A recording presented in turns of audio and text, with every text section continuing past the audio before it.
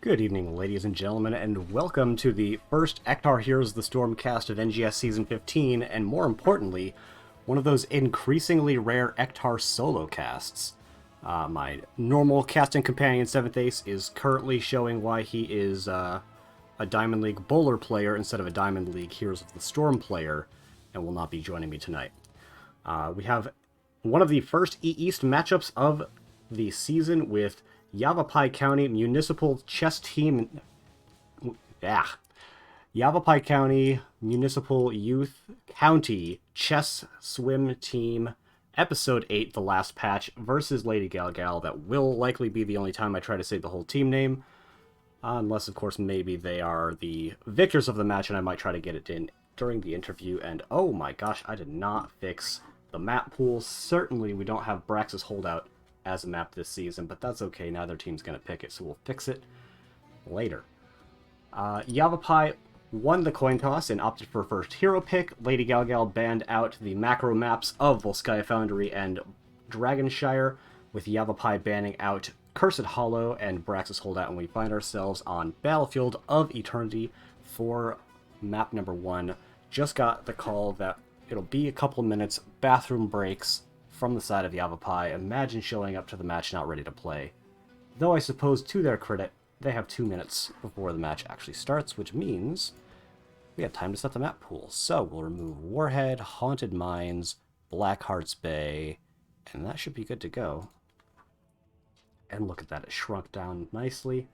Oh, nope, we have Hanamura in there still. That should be gone.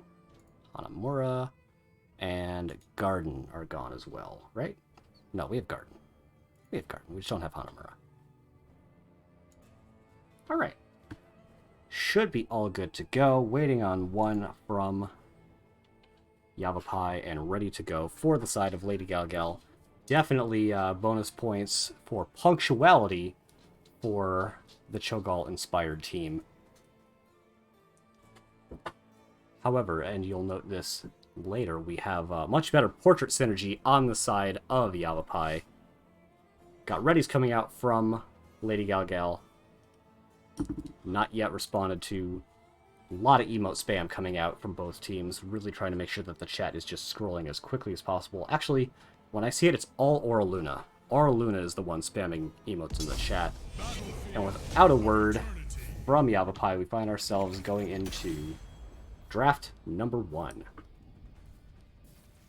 Alright, I know nothing of either of these teams, at least nothing recently. I remember Andrade from way back in the day, Alan Hicks as well, but I haven't seen or played with either of them anytime recently, and I'm not especially familiar with the Div E meta, so let's see if it matches the low diamond meta of always ban Junkrat, Johanna, and if you can, Hogger. Thank you, Ektar, for redeeming your 125 absolutely nothings in the chat. That is 3,000 channel points down the drain for you. Taking all the time to make sure we get this first ban. Now, I don't mind a Rhaegar ban. I have mixed feelings about a Rhaegar ban. He's one of the best race healers, but you don't really need to be picking up too much race on your healer in most compositions, but he's good macro, he's a good generalist. So I'm never upset at a Rhaegar ban. I'm never upset with a Rhaegar pick, really, either. So, nice generic hero getting thrown out right away. And D.Va getting banned out. That is a very unusual ban. Not especially amazing on the map. Obviously, pilot form of D.Va has some of the highest auto-attack DPS in the game. I think the highest auto-attack DPS in the game, as far as unbuffed heroes is concerned. No favorites, all scouting coming out from Raka. Hello, Raka. Do you have a cast later tonight? I bet you do. Lunara getting banned out. I like Lunar on the map. She's, I think, surprisingly underrated amounts of race, but certainly not what you really expect for a first ban. So, very much not following the Junkrat Johanna bans that I'm used to. I wonder if we're going to see another offlaner ban getting thrown out here. It is Johanna, so at least Johanna's going away. I think that's fantastic. Very good all-arounder tank, and double blind tends to be very good for the race. Volley getting picked up. Now, that's something I see quite often. Not often quite threatening enough to make the first round of bans, but often threatening enough to be a first pick after that. Playing in Nexo tonight. Well, good luck with that. I think I'll be playing my Nexo match on Friday because all of the, everyone in our division's like, well, NGS is back, so our Thursday suddenly became busy. Greymane Kel'Thas coming out. Greymane is obviously fantastic race. Kel'Thas is not fantastic race, but he is quite good at helping. He's very good. He's pretty good at a lot of things. Empowered Gravity Lapse is really solid for follow-up CC if you have good setup on your tank. And just locking down that target for like 1.5 seconds not only guarantees you hit the Flame Strike, but allows Greymane to wail on him for a while as well. So I love seeing Kel'Thas get picked up at really any rank. Brightwing and Raynor getting picked up. Brightwing doesn't have a very good cleanse, can remove CC, but doesn't prevent follow-up application. But she does have the global value. I think, and I have for a long time felt that Brightwing is a little bit overrated, but she remains very popular throughout all ranks. And Jim Raynor getting picked up by Sarah Lynn. And great race, good poke, very good kind of all-arounder. Not incredible wave clear coming up from the side of Yavapai, but it's a 2-lane map, they don't really need it. Welcome, Jakey, good to see you. Diablo getting banned out, that I like a lot. It's a map that has a lot of places for Diablo to slam people into, and locking a target down for Vala and Raynor to get that damage in there would be very strong for Yavapai, so I think it's a good ban. And Stukov, another relatively generalist healer. Probably not what I would draft here if I'm Lady GalGal, but I'm almost never unhappy to see a Stukov, so a fair ban. Plus I also think Stukov's a little bit overrated, but he's also one of the most annoying heroes of the game to fight into. Can't cast until Thursday? Why can't you cast until Thursday? You got like a work thing going on? Lili and Garrosh getting picked up. I really like one of these heroes. And it's actually the Lili. And you might think that this is crazy, but obviously Vala tends to go auto-attack build. She doesn't have to. You'll more likely see Q build on this map in particular, but Vala gets a lot out of her auto-attacks, Raynor gets a lot out of his auto-attacks, Sergeant Hammer gets a lot out of his auto-attacks, her auto-attacks, so I actually quite like the Lili. Garrosh might find it a little bit difficult to get onto Vala, Raynor, Sergeant Hammer, Brightwing, May, even, like, Garrosh is a very good hero, and if you play him well, you can obviously do a lot with bushes and flank routes.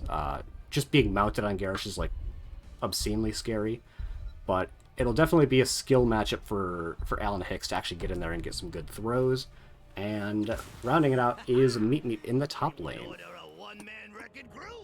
On the Gaz Lords, we're going to go ahead and throw out the prediction. There we go. Set it up in advance.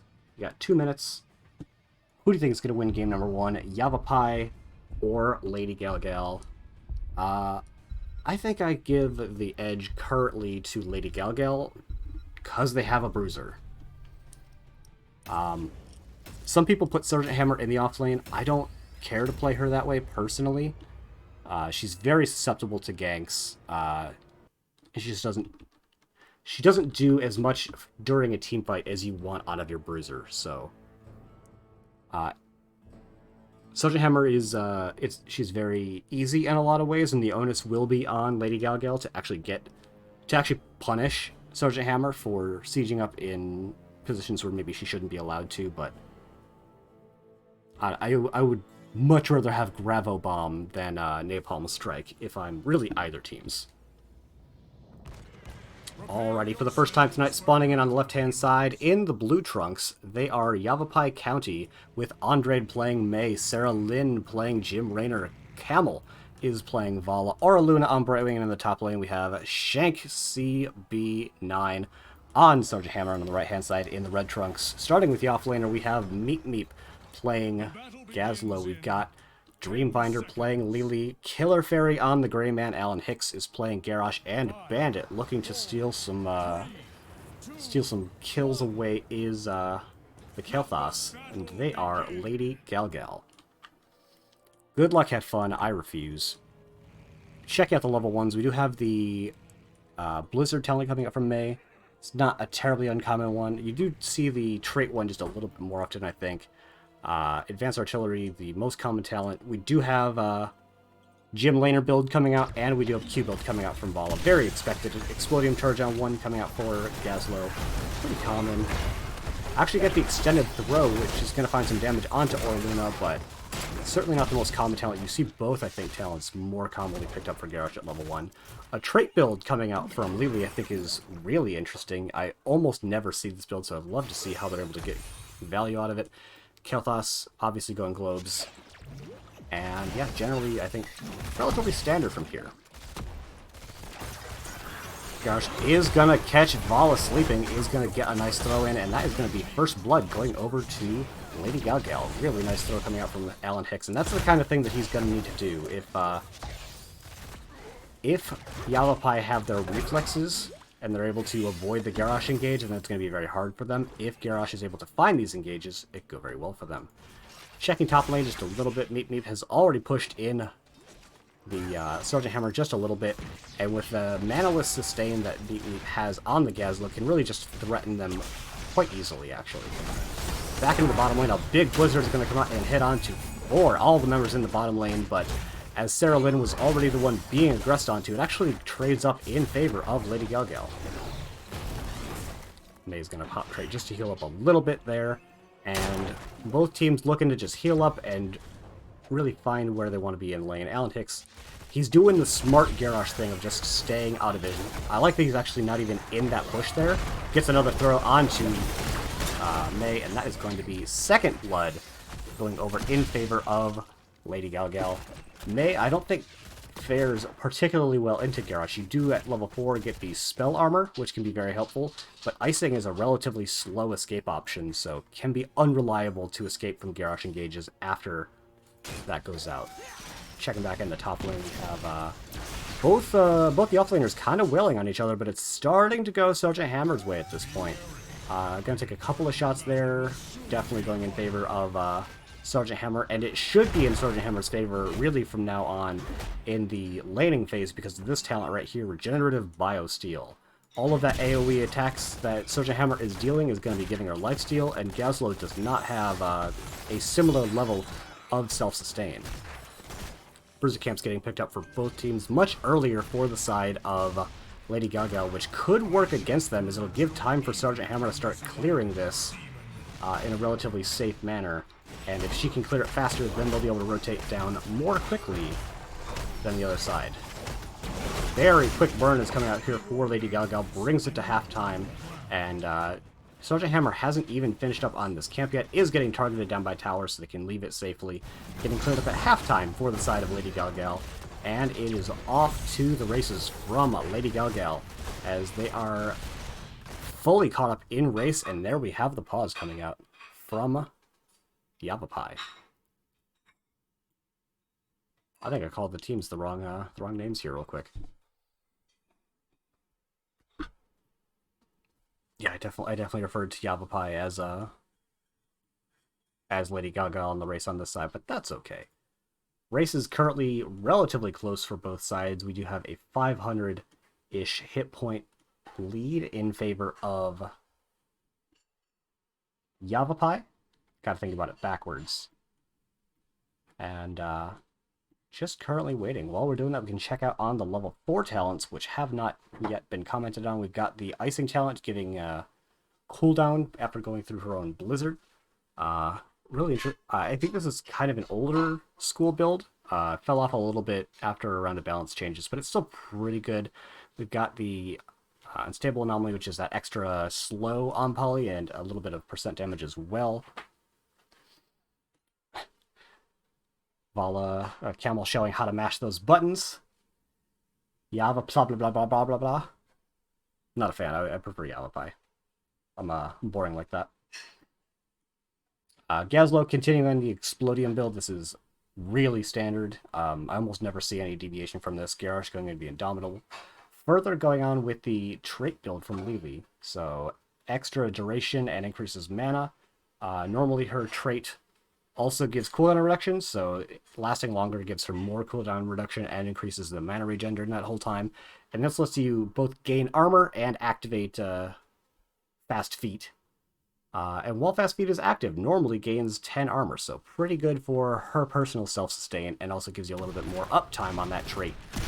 Back to the races, we do have the Netherwind, which is, I think, the very standard talent coming out here, but the race is going down very close and looking like is just barely going to go over in favor of the blue team here. Nope, the red team. I always think about these things backwards when casting. It's... meh. I don't know if I have that that emote, because I don't see it when reading chat through OBS. Alright, Immortal spawning down in the bottom lane for the side of Lady GalGal. Already going to lose out onto that shielding step in melee range. A big throw coming out onto Andre, and there's the follow-up I was talking about before from Bandit. Going to find a third uncontested kill, get some damage into Sarah Lynn. Immortal is very low, but the members of Yavapai really need to watch out that they don't get thrown by Garrosh as he is running up on them quickly. Multi-shot is going to stop Garrosh in his tracks, and front wall obtained, which is about what you'd expect. Hero minion right there stopping Sarah Lynn from getting thrown in, and that would have almost certainly have been a fourth kill in favor of Lady GalGal had that gone through. Camp getting picked up now in the bottom lane.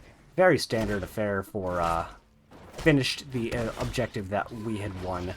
Coming up for them, you just like to see that nice standard macro play coming out from Lady GalGal. We do have Sarah Lynn fully healed up in the core and now is heading back to bottom lane. And while this camp is pushing, we're going to check into top lane for a little bit. And yeah, I think as expected, Meat is going to have kind of a hard time laning into Sergeant Hammer at this point. Just doesn't have the same level of sustain or range. It's really during the team fights that the Gazla value will be found out. Cleanse coming out onto Alan Hicks there, stopping potential follow-up from coming in there. Getting pushed in pretty hard, but with the range that we have on the side of Yavapai, they should be pretty good at fending off this kind of attack. Andre goes in, no toss coming out from Garrosh. He gets the ally throw onto Dreamfinder, and the 20 armor coming out from that Fast Feet talent on 4 is barely going to keep him alive. Shall return before long, heroes.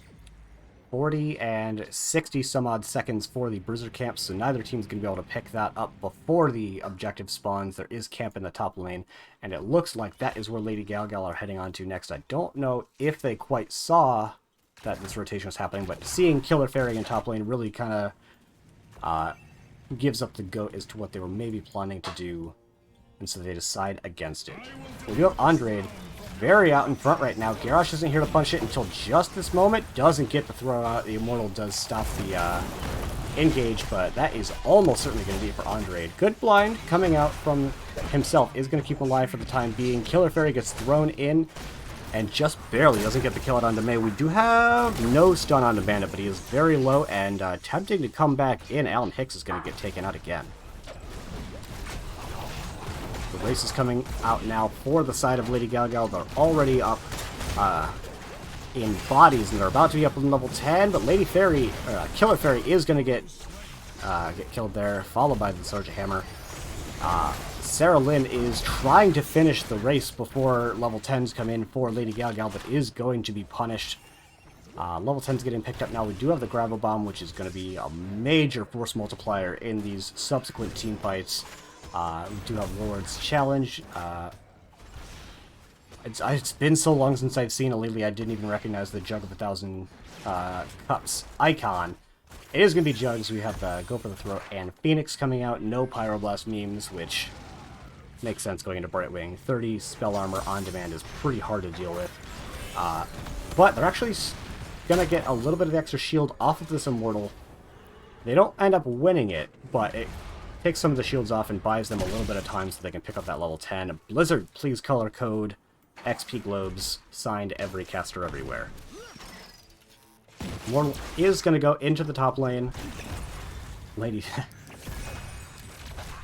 oh, like you've never done that. Alright, we do have the Immortal spawning in the top lane. I wonder if it wouldn't be a little bit better to have Sergeant Hammer helping in the defense here, because she has that big extra range. A lot of damage coming out from Bandit onto Andre, Sarah Lynn, and Aura Luna. Gonna have to back up and slowly heal that up. We do have the 10s coming in now, I would say. 4 pretty expected heroics, although the Ice Wall is the more common one coming out from Mei players most of the time. Camel gets a really nice arena, then just going to stop Alan Hicks from walking forward, and the Immortal is going to go down, but with the damage coming out for the side of Lady GalGal, they're going to take the fort with it. Sergeant Hammer is starting to put in some good work in bottom lane. The entirety of the fort is killed.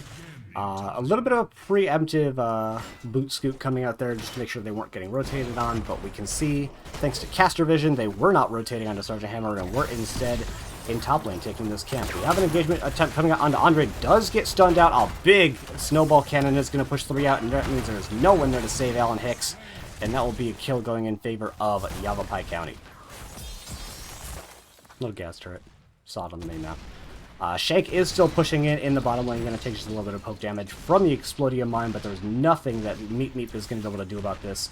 And with the rest of Lady GalGal visible in top lane, Shank knows that they are fully safe to continue on this push down here. Ooh, Killer is going to get dropped again. Really nicely done coming out from Yavapai County. This game was looking very one-sided, but once the 10s came on, we're starting to see it a little bit more even coming out. Even a little bit in Yavapai's favor. Shank is continuing to get good damage in the bot lane. I like that Meep Meep is not committing ult to defending here. You really want to keep that for team fights during the objective phase. It might stop Sergeant Hammer for a little bit, but it won't stop her for very long. So holding onto that button is really prudent coming out for them. Yavapai are going to take the bottom camp as their opponents are taking their Blizzard camp. It's still over a minute before Blizzard camp will be available for Yavapai. So each team is going to have a camp pushing in opposite lanes. We do have the Hearthbat coming out from Meep Meep. So unless someone stays here to defend this bottom fort, it is very much under threat as the Immortals are starting to spawn in.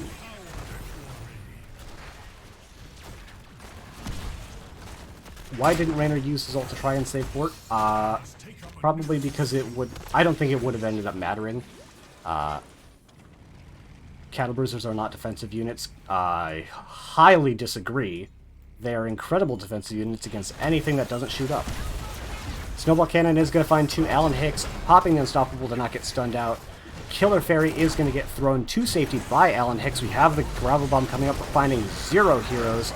All the R buttons getting pressed really on both sides. Mei, with that big spell armor coming out from Brightwing, is going to stay alive. Shank is starting to put in some big damage in the back line. Alan Hicks getting stunned out. 3-man stun coming out from Mei. And Alan Hicks barely surviving. Sarah Lynn not quite able to find it. Killer Fairy threatening with the Go for the Throat.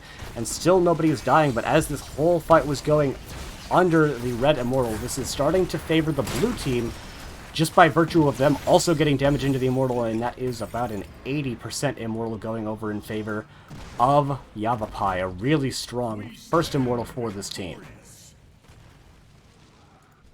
Bandit picking up XP in the bottom lane, likely going to rotate on up. Sergeant Hammer is looking like they're going to rotate into bottom lane. I think you really want to make a 5-person defense, because no one person on the side of Lady GalGal is going to stop Sergeant Hammer from taking that fort eventually, so you might as well make a 5-person defense in the lane that you maybe can defend.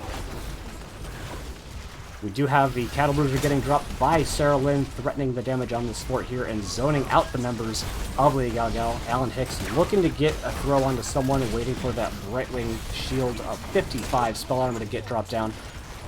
Big Gravel Bomb coming out from Meep Meep, really being more used to peel out for the rest of the team. Killer Fairy is going to get brought low, however, as the Immortal, still at 50%, is wailing on some damage into the top wall. As expected, we had Sergeant Hammer picking up the kill on the bottom fort, and that is both forts down for the side of Lady GalGal, 1 down for the side of Yavapai. A relatively even game so far. Not critical damage being dealt really to either team. Andre really looking so they get that that last little fort tower is going to find it with the cost of that blizzard. And as is wont to happen, the team who won the Immortal is going to take the Khazra camp in that lane when the Immortal is done. See it all the time and across all ranks. Shank is just kind of chilling here, knowing that they can't really push out on the map right now. Not going to rotate to the rest of the team, as it's just not safe in the whole jungle area to do so until the members of Lady GalGal show.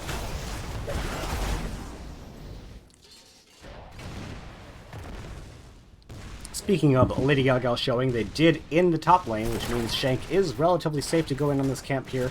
we see that they're actually rushing down here, trying to force a team fight to happen possibly before level 16, but the members of the Yavapai are not going to give it over to them. Both teams doing their best to soak out that level 16, as it is one of the biggest power spikes in the game. Andre is just going to be here to body soak the XP and also stop the members of Lady GalGal from pushing it onto this fort. FYI, it isn't how I've been saying, it is and RA. I'm not going to say Andare. How about Andrade? Is that good enough? Hopefully it is. Level 16 is getting picked up from both sides. We've got Polymorph Armor Cut. Interesting, we've actually got the cooldown reduction on Multi-Shot, which is, I think, a really unusual talent choice given the rest of the build. We got the, was it Seasoned Soldier? Just general good stuff over to Alan Hicks. And we've got Ignite, so pretty, I think, standard, common talent builds. Sergeant Hammer actually going into Giant Killer instead of the Neosteel talent, which is a little bit of an uncommon pick, because the Shield talent gives you race potential as well, which you don't get. But it looks like the members of Lady GalGal not really going to be committed to the defense, just going to get a little bit of race off of the shield. And then they're going to have to eat the defense coming out here, as it will be going into bottom lane, which still has most of a wall. Top lane does not have a wall.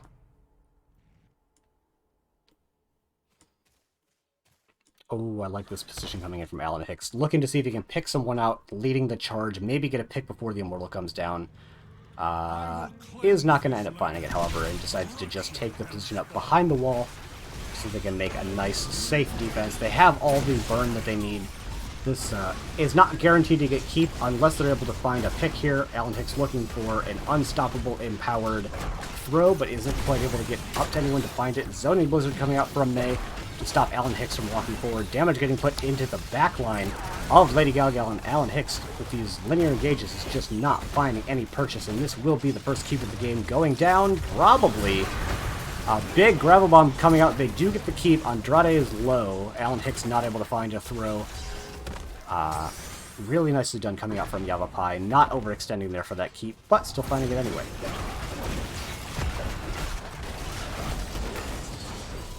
Still 20 seconds, so not able to perform the standard maneuver of a Battlefield of Eternity. Instead, we see the members of Yavapai going up into the top lane, seeing if they can't pick up that siege camp here, while their opponents are taking the bruiser camp instead.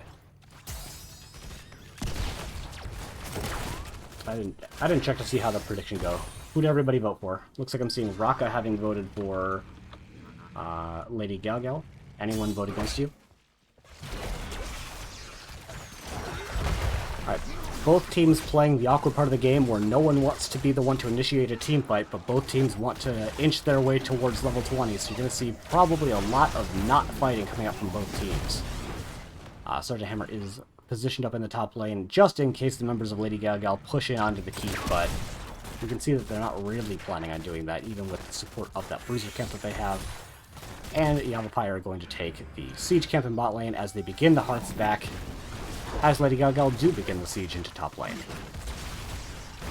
Realistically, I don't think that there's a lot that they can find here. They have one Kata in the bruiser camp, but with the rest of the team backed now, unless they really hard commit to trying to get this keep, they aren't likely to, and I think it would be kind of a foolhardy attempt if they were to make it.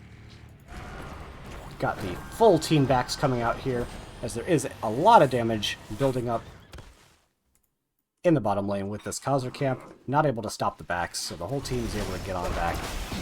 This gives a very good position for the members of Yavapai to begin the race.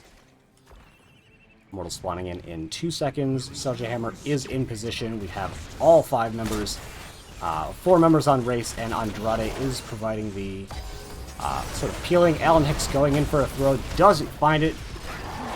Some good damage coming out onto Andrade, but isn't able to actually find a kill there. Stun coming out into Alan Hicks.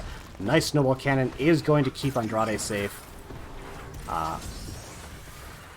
And Sergeant Hammer, to a certain extent, kind of fulfills a similar role to your Chromies and your Mays, just consistent poke on the Immortals. I actually missed if they were fighting onto Jim Raynor down here, and May and Jimmy are going to go down.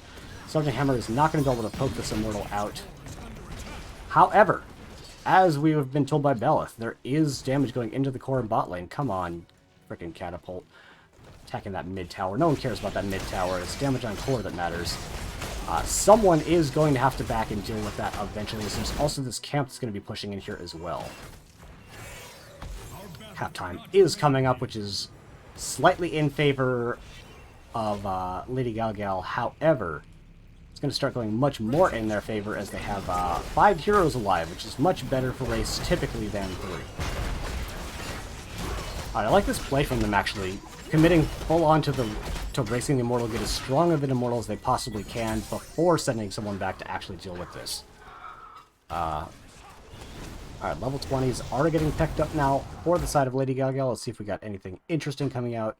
10,000 cups, Titanic might, there we go. Extra Explodium, like the most annoying talent in all of ARAM. Is that the go for the throat? No, it's ooh, Worgen basic attacks cleave. You almost never see it. It's always blunderbuss and the flamethrower coming out. On the other side we have empowered snowball cannon, empowered blink heal, hyper flux capacitors, ultra capacitors, ridiculous attack speed coming out from Sergeant Hammer. We've got better pepper and farflight quiver. Ridiculously good talent, gives her almost Sergeant Hammer range by herself. As we have the 5-man team fight coming in here. Alan Hicks gonna find the toss onto Andrade, but no follow-up is gonna come out, so they're able to skate away with that icing and no keep going down. So on the whole, macro still favors Lady GalGal after this, still favors Yavapai after that team fight, and about 60% shield Immortal coming out for the side of Lady GalGal, who are going to perform the BOE maneuver and pick up the camp in that lane.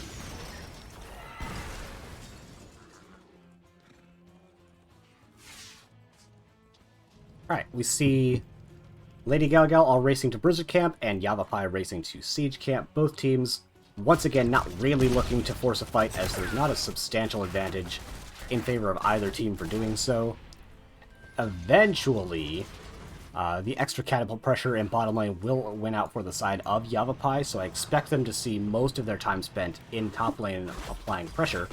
But they actually rotate Jim Laner back so he can go and clear up this camp. Catapults would have done it eventually, but certainly rotating and deal with it is a lot quicker and safer, although it does offer up an opportunity for the members of Lady GalGal to push out top lane and maybe start threatening that keep. Alright, which bush does Alan Hicks take up? Ooh, doesn't actually end up finding either of them.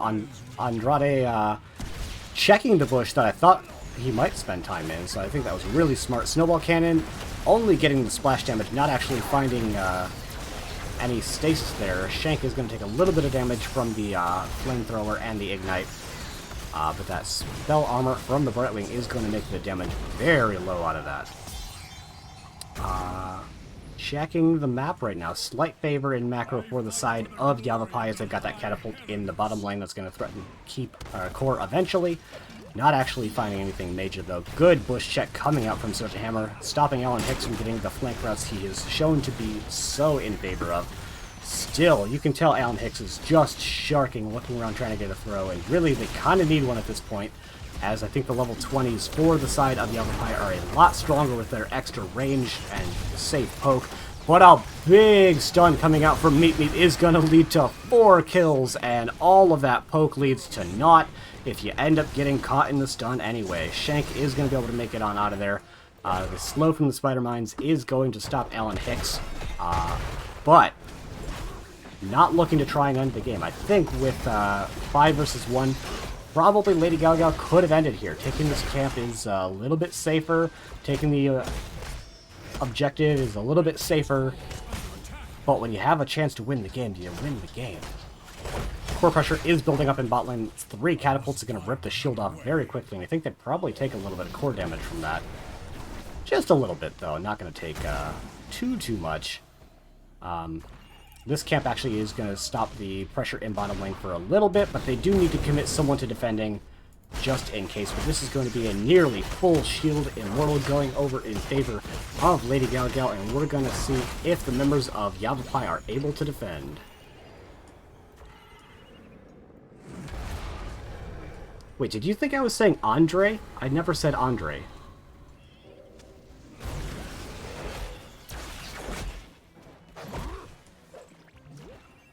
Alrighty. As before, 5-man on 5-man team fight. Building in the bottom lane. Alan Hicks showing he loves them bushes. Coming in for a flank route that I think the members of Yavapai have become a little bit wise to. And be far enough back that that isn't going to find anything of purchase. We got the Sergeant Hammer getting a couple auto attacks on the heroes for the purpose of increasing the auto attack onto the Immortal. Alan Hicks is going to get... Andrade is going to get thrown in and blown the heck up, as there was no saving coming in there from Aura Luna. Probably would have led to their own death had they even tried. Immortal's shield is gone. They're on the core, and Sergeant Hammer is got full stacks on her level 20, so a lot of potential damage coming out for them. But Alan Hicks is looking to get a throw. Meat is looking for a stun, not going to be able to find it, but the core is falling. The Immortal is still healthy, and that is going to be game number 1 going in favor of Lady GalGal.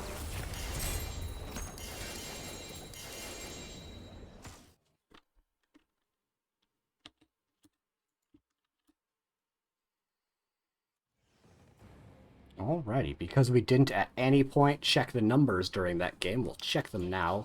Big hero damage coming out from Shank B9. Not kept up by really with anyone else in the rest of the team. Sergeant Hammer, uncontested, could just wallop numbers out. My personal favorite number, this big old 22k of XP, followed by 19 for Bandit. Really the thing I think that put them ahead in the game is just XP. XP is king.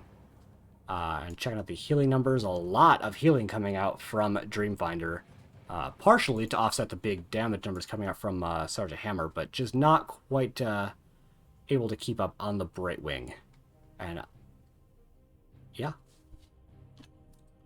Let's update the score off of that game number 1. And we already have map number 2 picked out. Given that it was posted by Yavapai, it looks like they were likely the ones that chose to take us to Towers of Doom. Alright, it's been long enough time to pay out the prediction. Who wins? 1,000 points on Lady GalGal, 0 points on Yavapai. Chat was correct, and I do not have to throw points into the void, because you know I would love to do that. I'm seeing first draft team number 2, so we can confirm picked by Yavapai. Let them know that we're ready. We do not need a break here. Going straight on through to game number 2, and if we get to a game number 3, that's when we'll take a break. Refill water, maybe get some tea. All that good stuff. That Wombo was unfortunate for us coming out from Andrade. Have to agree. That last team fight was looking really good. They had the Farflight going, the Sergeant Hammer range and attack speed, and then they just clumped a little bit too much in the wrong spot, and everybody died. See, it's not just me. They said that, not me.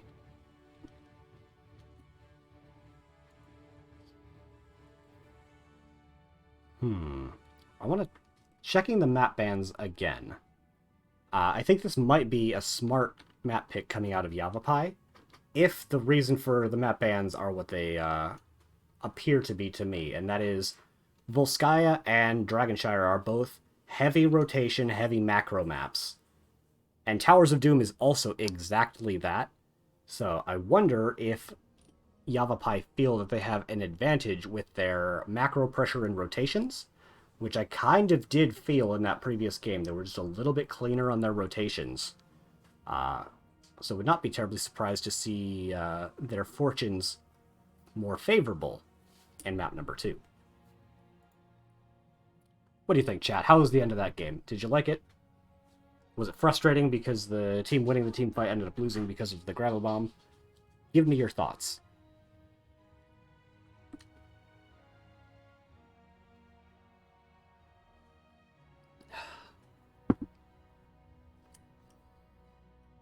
This time it is Lady GalGal who have a member in the lavatory. We have Andrade giving the full team name to announce that they are ready.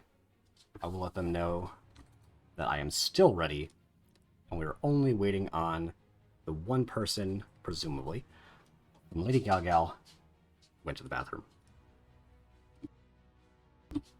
Oh, while I think of it, actually, because advertisements during games sucks, I'm going to run one right now, so see you all in a minute.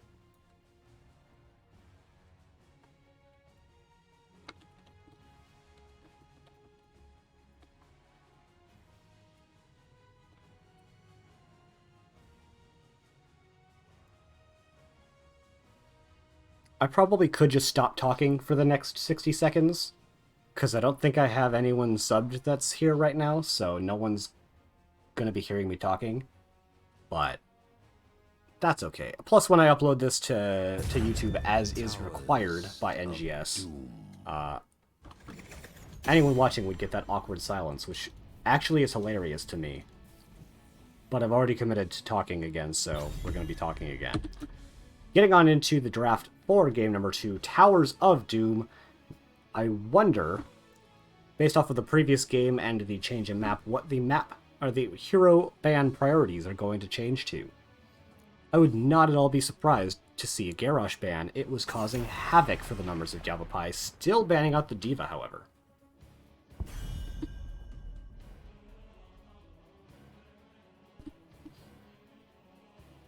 And then we didn't see a Junkrat ban last game, but I feel like Junkrat is so much more annoying on this map than he is on Battlefield of Eternity, just because of how long and easily he can poke out the objectives, that it might bear consideration on this map. Rhaegar getting banned out first again. I think Rhaegar is much better on this map than he is on Battlefield, so I actually like that quite a bit more, and so is Brightwing. Love to see a Brightwing ban on a big rotate-heavy map, so really well banned coming out for the side of Lady GalGal, and the final ban coming out from Yavapai, show me the Garrosh. I think Garrosh is maybe even better on this map. Banning out the Vala, okay. They were the ones that played Vala in the last game, were they not? Very quick first pickup coming out from Alan Hicks, showing that he is aware of the meta. Vala first pick all day, especially on, say it with me, macro maps. I got a Discord notification. Who loves me? Majesty loves me. I see, I see. Very well. Blaze coming out from Andrade. I like Blaze. I wonder if he's their tank or their double soaker, and I don't know that I have the answer to that question, considering they picked up Akira. Not especially known for her double soak capability. Potentially this means they'll be doing something other than a 1-4. Stukov coming out from Dreamfinder. I love a Stukov pickup. Gonna be great to shove away both the Blaze and the Kira, assuming you can get it off before the revolving sweep. Silence is a big pain to deal with, and coming in on the Kel'Thas once again.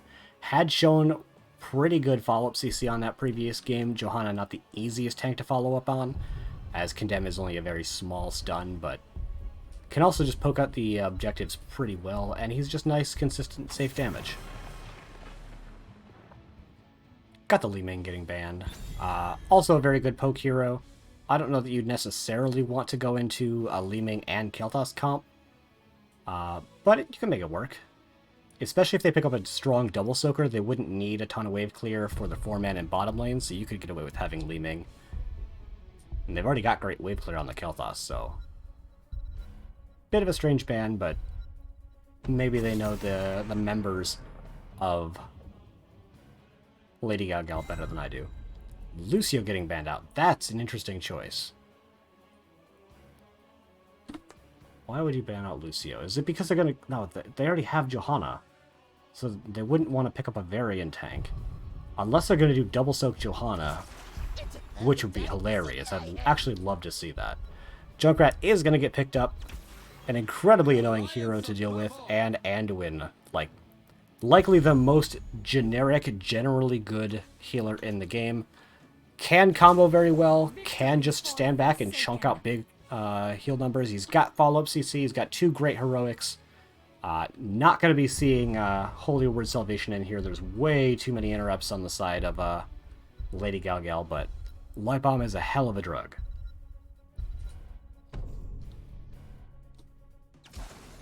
Alright, Dahaka. Love a Dahaka. So far, only one team has a global hero, so big advantage in favor of Lady GalGal for that reason alone. No opportunity to pick up Brightwing. They could pick up Falstad, who would give them a global, and is a pretty good hero just kind of in general. A lot of control available with the Mighty Gust, and it would allow to match on Dahaka. Having a global is really big for the bottom camp, so you can always make sure you have numbers. But Samuro getting pulled in, I hate it. Now that I'm thinking about it, we can drop the prediction for game number 2. Tell me with your points, who do you think is going to win? Throw your heels at the team that you think has the better composition as we find ourselves going into game number 2 in just a minute.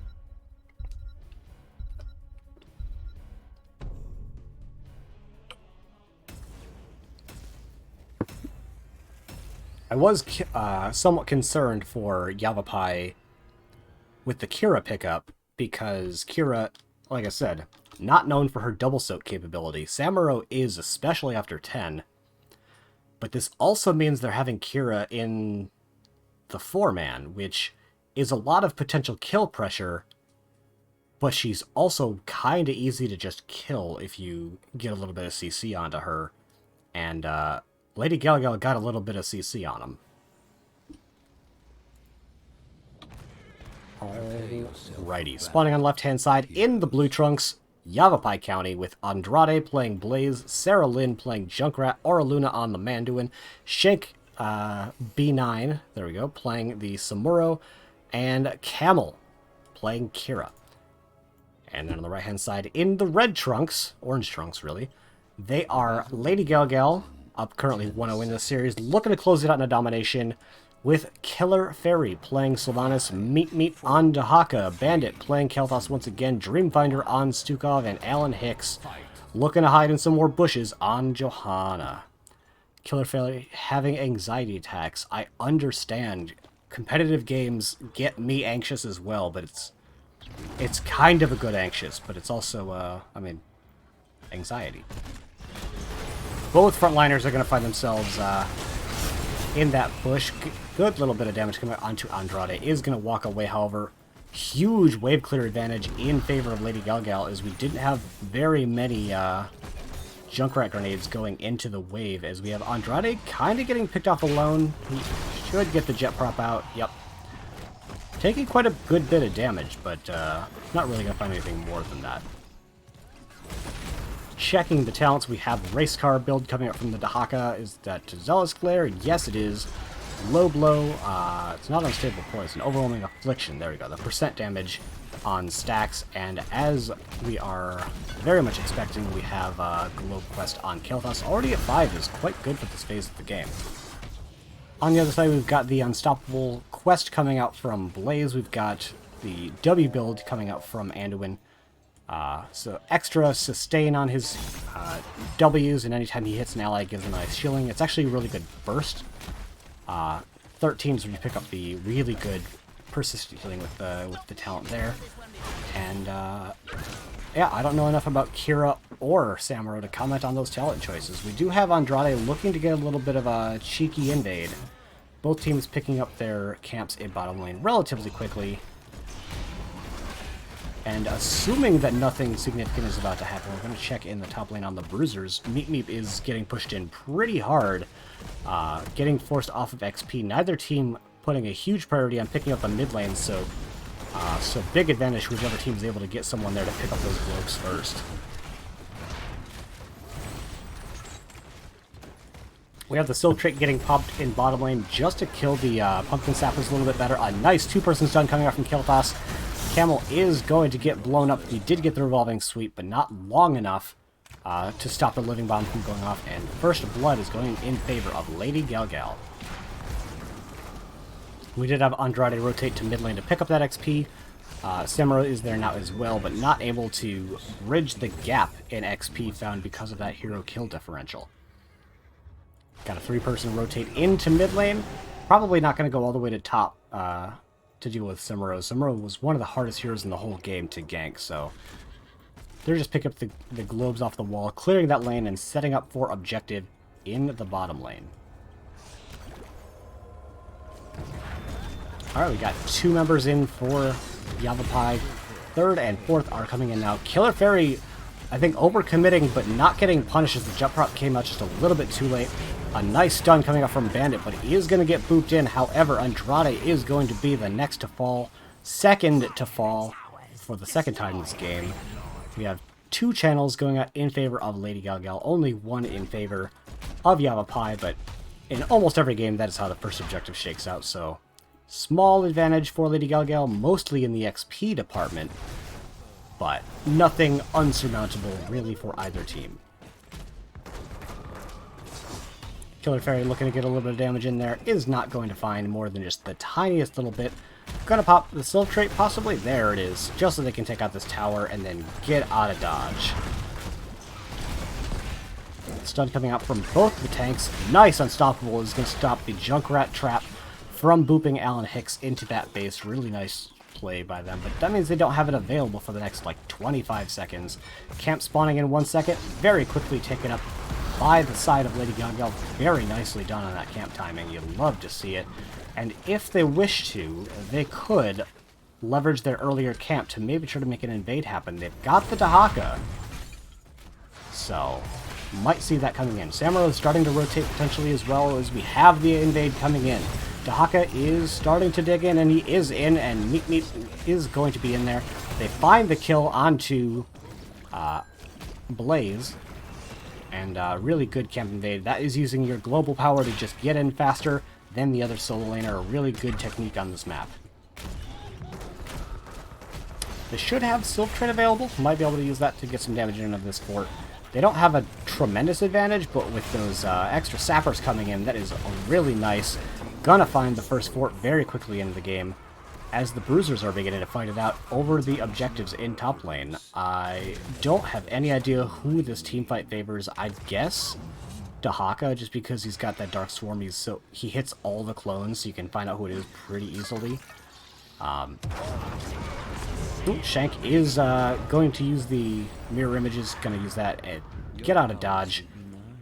And looks like the members of Lady GalGal were thinking about taking the boss, deciding better of it. Should just go back into bottom lane, defend this fort here. Next objective will be, I believe, here and here. So they really would love to keep control of this fort for as long as possible.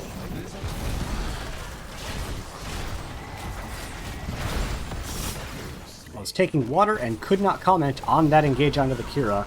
Really nicely done by the side of Lady GalGal, and that will get them level 10 and put them into great position to cover the next objective, which is, as I had guessed, middle and bottom.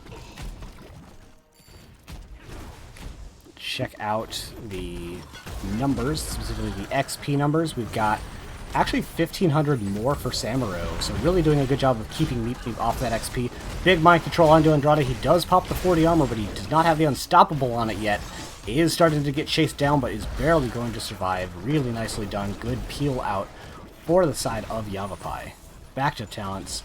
I think only adaptation is not very expected. You still see it sometimes, but I think you see isolation quite a bit more these days, but it's never a bad talent to have.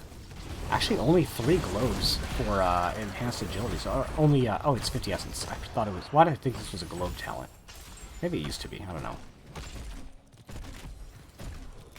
Alright, objective is going to be coming up in 10 seconds. Sylvanas is taking the Pumpkin Sapper camp. Level 10s do get picked up in time for Yavapai. I had said it wasn't going to be Holy Word Salvation because there are so many interrupts, but it is Holy Word Salvation. So let's see if they're able to get good value off that. Meaton is going to find the tongue drag, but the Blaze is going to drop the bunker in a very rough spot. Nice gravity lapse is going to secure that kill, and a big silence going onto the back line of Yavapai. Sarah Lynn is going to barely get out in time, and that is going to be the kill on a Sylvanas. And Junkrat will be back very quickly, but not able to find an interruption on that channel because of the Blaze going down. So that is 10 shots, I think, coming out there for the side of Lady GalGal. Really nicely done. Shank B9 is going to be using the transposition and the mirror image to just tank shots. There we see the Blade Storm just being used for that good wave clear that Samuro is known for with that talent.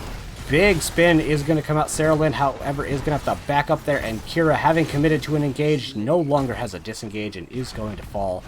The fort in bottom lane is going to fall probably pretty soon, but has not fallen quite yet. Killer Fairy is working on this camp over here as well. I don't think the members of Yavapai are going to attempt to contest this. They're looking to just use their poke to get this fort down, but not actually able to get Junkrat close enough to find anything done. Nice little concussion mine into the trap, but not going to have any additional follow-up there, so Alan Hicks is just going to eat it, won't even pop trait. 13s are here in favor of Lady GalGal. They find a nice stun combo. Lot of damage with the silence coming out. Not able to get the Holy Word Salvation out in time, and Sarah Lynn taking another big shot from Kel'Thas there. Still haven't poked out this bottom fort. Dreamfinder finding another huge stun, and a mind control is going to secure another kill onto Blaze. And, you know, I had thought that Yavapai's macro advantage was going to give them the edge in this game, but it's actually the teamfight prowess coming out from Lady GalGal that is really winning the day here. Objective is spawning now. Meep Meep getting the very quick channel to stop the members of Yavapai from flipping this fort over, making sure they get the full 5 shots out. And they know that this fort is going to go down at this point, so they're not even committing to defending it, so they're just going to go and do things elsewhere on the map, chase the Samurai a little bit, and then try to get in on the boss. I don't normally love this play very much, but they can't get damage in the bottom lane, so you might as well get a little bit of work done in top lane. Members of Yavapai are coming in here. I don't think this is a team fight that they want to take. Samuro goes in. He is not going to find the interrupt, however. A big jet prop is going to come out. Samuro does get interrupted out of his whirlwind. Big damage is going to come out from the Kira ult. A lot of damage, and finally the first kill goes out after the rocket ride. Going to find the kill onto Sylvanas. Andrade is still very low, and they're trying to chase him down. Another great gravity lapse is going to find the kill there. 1-for-1 trade in a vacuum favors the members of Yavapai as they are down in XP. In reality, they also lost 4 shots on their core, and they do not have the greatest position on the map right now. Hello, J-Man, how are you doing? This is the other community that I'm an active member of that you've probably never seen before. Camp is going to get picked up for the members of Lady GalGal. And they should be pressuring into the bottom lane. We have the Empowered Flame Strike to clear that wave as quick as they possibly can. Sarah Lynn doing what they can to counter the push in bottom lane, but with their tank not here to provide that front line yet, they're not really going to be able to do that very safely, as Alan Hicks and Bandit have really been finding a ton of damage here. Andrade is going to get stunned after that jet prop attempt. Very nice Holy Word Salvation is going to get most of the value. Bless Shield is going to stop it late. But, oh my gosh, the health bars so much in favor of Lady GalGal through that team fight. The taps are coming out for the side of Yavapai, but even so, they're just taking a ton of poke damage, and that is 2 channels over in favor of Lady GalGal. And now it is 3 shots to 26, and there's just nothing that Yavapai have been able to do in this game to keep themselves in it. Not finding any damage on there. The fort is still pretty healthy, but Blaze did have to back. So not a great position for the members of Yavapai. Nice boop onto Alan Hicks, but once again, nothing really threatening him at this point. Flame Strike is going to get some good damage onto Sarah Lynn. That's the power of that Ignite. Just an errant Flame Strike took her down to about half hit points, which is really big damage. Mind Control is going to come out on Andrade. He doesn't have ult available, but the pull is going to save him. Takes quite a bit of damage, but doesn't get the kill on him, which is really the important part. Camp is available. Dreamfinder is just using the Lurking Arm to check it, make sure that their opponents are on. Andrade is going to face check the bush. Alan Hicks and Killer Fairy were there, but they're looking to not fight right now. They're maybe going to use Silph Trade in bottom lane onto this fort while their opponents are taking the camp. Trying to take the fort down, which I think will be a really good trade. Lurking Arm does not deal damage to structures, so not going to get a ton of value there. With that button, a lot of damage coming out into Andrade. Does pop the Unstoppable and does have the bunker. We've got both the Bruisers done here in bottom lane as well. A very quick stun onto the Holy Word Salvation, trading 1-for-1, the healer and the tank. Should favor, actually, Yavapai, as not having a healer means they can't heal up very well after this fight if they're able to keep the pressure on. But without Blaze, they're going to have a hard time keeping that pressure on. But Camel says, look at me, I've got the revolving sweep. I've got all the CC that you need. Trying to make this team fight happen. They cannot afford to lose this objective or they will lose the game, as it's 4 shots to 4 in potential. Lady GalGal, to their point, don't want to give this fight either because it would allow them to win the game, and obviously winning the game is better than losing the game. Shank B9 is on the back line doing a lot to Killer Fairy, is not going to find the kill, and they themselves aren't going to be able to escape. Meat taking a lot of damage from Camel, and that is the next kill going over. Blaze is up, and Stukov is up in just a moment. So should start to favor as time goes on Yavapai having their tank alive, providing that front line, and good call from Lady GalGal to not continue pushing in here. If they kept pushing, trickled out deaths, that could spell eventual disaster for them. So cutting their losses at just 4 core shots and 1 hero. 2 if you want to count Stukov in the previous team fight. I like this call from Lady GalGal as well. You don't want to be taking even team fights when you're this far ahead. They use the Silph Trait, only going to stop one of the sappers from coming in. The tower does still go down, but they're still up about a half a level. They've been winning most of the team fights, and this gives them the opportunity to once again put damage into and take bottom lane. Someone tell Stukov Lurking Arm does not deal damage to buildings. I think that might have actually come upstairs. They canceled it very quick this time. But that is going to secure them the bottom keep now. It becomes a keep after the tunnel opens up. Forgot that there's a thing on there. Boss is spawning again in the top lane. We see the members of Yavapai positioned around it. They have to make sure their opponents don't take it, and the easiest way to do that is to take it off the map themselves. We've got the pull coming out. No second pull, as it's actually inner focus coming out from Anduin, so no second pull is going to be available. That is the Lurking Arm out, and there is not going to be a reset, as did not hit a sufficient number of heroes with it. A lot of damage actually coming out into Shank, but is going to be able to clear the Living Bomb with the transposition. Meat is diving the backline, misses the tongue, but Shank is taking a lot of damage from these Ignite and Powered Flame Strikes. Both teams are still positioned around as the objective is starting to come up below the mid lane. And we see the members of Lady GalGal positioned very aggressively to take this because one channel will win them the game. We see Yavapai, they're taking the boss, getting it off the map, but if their opponents get the channel here, they just win the game. And it doesn't look like they're going to be in time, and no, that will be game 2 and the series going over in favor of Lady GalGal.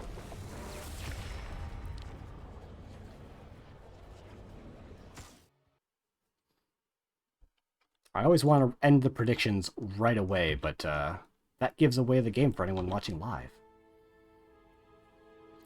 Checking the numbers, you'd love to see, like I said, big, chonky XP, but not quite enough in this game to bring them to the lead, as they were just a little bit behind the macro pressure pretty much the whole game, but it wasn't the macro pressure really that did it.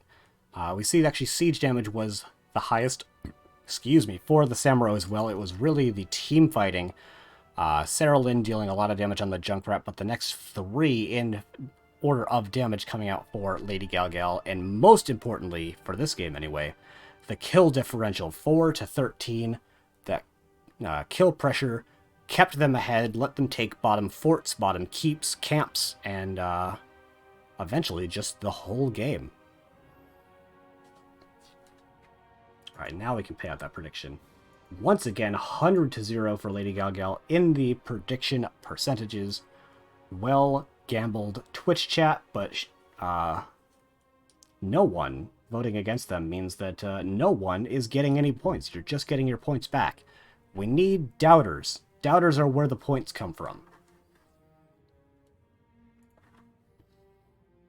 Alrighty, mark off that second game victory. Bring us to the between game screen and see if we can't find ourselves a interviewee from Lady GalGal.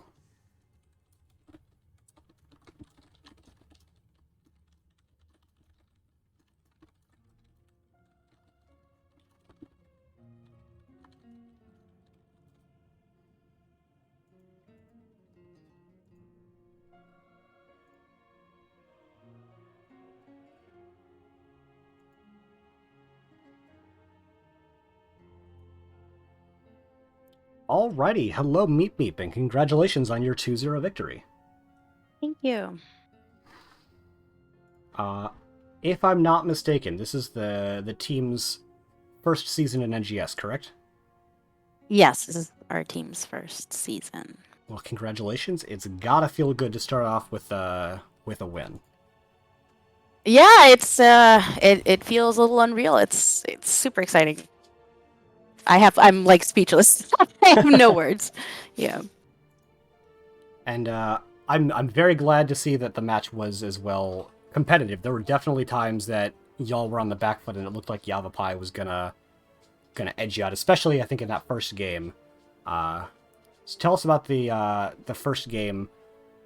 Walk me through, if you would mind, your draft, because I think it's got some interesting choices that you made. Sure. I mean, just to go off of the last thing was, I think a lot of the times we were holding our breaths too. I really enjoyed the matchup. For our first draft on Battlefield of Eternity, we were, sorry, we were looking for race, and I think overall, my whole team, we talked about it, and Greymane is such a good racer, and we were all for it, and Killer's an amazing DPS, so that was what we had there. Alan really shines in Garrosh and definitely tanked, and the Lily was for blinds, and it was actually something that our healer pulled out of their back pocket because I had no idea that our teammates played these because we're just fairly new and we all just started practicing together. So we talked about it as it went, and we're happy with how it came out. Yeah, I was surprised at the Lily pick. It ended up working out very well, especially because your opponent's last picked Sergeant Hammer. But it ended up working out really well for you. They found a lot of value off of their the blinds and the healing. But if you wouldn't mind, how was the team feeling at the start of that last team fight? Because to my perspective, it looked like Yavapai had it in the bag. They were poking you guys out. You couldn't get in to deal any damage, and then grab a bomb. Yeah, no, absolutely. I think we were all doing our best to communicate. We were communicating. We did feel a little pressure there. We were just trying to readjust. And again, it's our first game together as a team too. I know some of us have played previously in NGS. I know I haven't, and so there was a lot of pressure. For me, at least, there was a lot of holding my breath. And we just kept trying to match up our alts, and I think we finally kind of synergized in that time, and it was very lucky and good timing, and I'm happy my team talks a lot. Yeah, it's way better to have teammates that I think talk a lot than too little. And I mean, the more that you play together, I feel like teams tend to develop shorthand for a lot of things. But I don't think I've ever, outside of a cast, said "Holy Word Salvation." It's just a long talent name. Yeah, it's good to hear that the team is forming up really nicely. And then looking into your game number 2, I think that your draft looks very good on paper. Like that's a Towers of Doom draft for sure. Mhm. How did the team respond to the early Kira draft? Because I don't think that's probably a hero you see very often. No, yeah, we definitely, I think most of us weren't expecting it, but I think with the heroes that we had, were kind of thinking about taking, we felt comfortable, and hopefully not overly comfortable, and so we were able to counter that, and um, we knew that Alan was talking about his blinds, plus took off with his puddle, and everybody was communicating about how we would be able to take on Kira as a challenge if she became an issue, especially and Junkrat too. Alrighty. I ended up mentioning it a couple of times during the game, so I'm just going to throw it out there so you can bring it back to your team. Stukov's Lurking Arm does not damage buildings. Yes, that is something we all talked about. So, like I said, I know this is new for us and Dream. So as you can see, yes, we're all still learning. It's a knowing what damages what is part of some of the growing pains of Here's the Storm. Some things don't damage buildings, some things don't damage minions, some things only damage heroes. Yeah. Yeah, so I also love to see that the improvement, as the second time that they threw the Lurking Arm down onto the building, they canceled it almost immediately. So I'm guessing that there was some mid-match training that took place, which you always love to see, that the adjustments that teams make, not even just between games, but over the course of a game. Yeah, absolutely. And that's how it felt, definitely from the inside. It was exciting, it was fun, it was I don't want to say scary, but in a good way. And I definitely learned a lot and had a lot of fun with all of my teammates.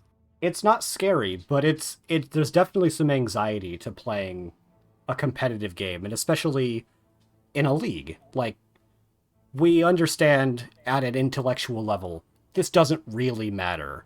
But the lizard brain is like, must defeat enemies. Yeah, absolutely. I think there were feelings of anxiety, definitely. I think it took me a minute to think about the word I was looking for is just I was I was really excited. I'm just really happy to be able to play with like my teammates and against such a good competitive team, and it was a great atmosphere. All right. I think last question. How is the team looking to improve going forward? I think continuing kind of where we left off, like you said, there's growing pains, and so we work as a team. Everybody talks about what we could have banned, and it's something that we'll go over afterwards. We'll talk about our accomplishments, but also about how we can grow, and we do that differently. We just kind of feed off of one another and kind of fill in what the other person doesn't know, and it works out. So far, it's working out. Well, awesome. Glad to hear it. Gonna throw it back over to you real quick for any shoutouts that you want to give, and then we'll finish up the stream and send us out to somewhere else casting NGS. Sure. Just to my team. Alan, he's our shot caller. Thank you. Like, we're all talking at the same time, and we know that it's important to be decisive, and we're still growing. And Dreamfinder, our dedicated healer, anytime he could, he was there, and the communication and the heals and the waiting was great on the timing. And Killer Fairy, like I couldn't imagine having a different DPS. Like I love her Sylvanas. I was so excited to see it. I've played with her a couple times with that, and so I just want to say that my team is like I love all of them. They're awesome. And Bandit too, like the kill claws, like everything is on fire. So just to them, my team was awesome. I wanted to say thank you, and to the opposing team. You guys were awesome, and I can't wait till my next match. That was really nice. Yeah, Yavapai are, I would say, almost a fixture in the NGS community at this point. They've been around for ages, and I'm always happy to see, the new season's Yavapai team name, because it changes every season. It's gone up 8 times now, and looking forward to Yavapai 9. Sounds good. All right, well, Thank thank you. you for coming in for this interview, and good luck with the rest of your season. Thank you. Appreciate it. All right, have a good night. You too. Bye-bye. All right, ladies and gentlemen, thank you for sticking around here if you have done so. And we're gonna go ahead and throw a raid out, like I suggested, to elsewhere in NGS. We're gonna throw it on over to Eternally Blue TV, who is casting Fensad and Magnitude. Magnitude being, of course, the team of the glue that holds all of NGS together, Wraithling, who is our data and website guy. Love him to death.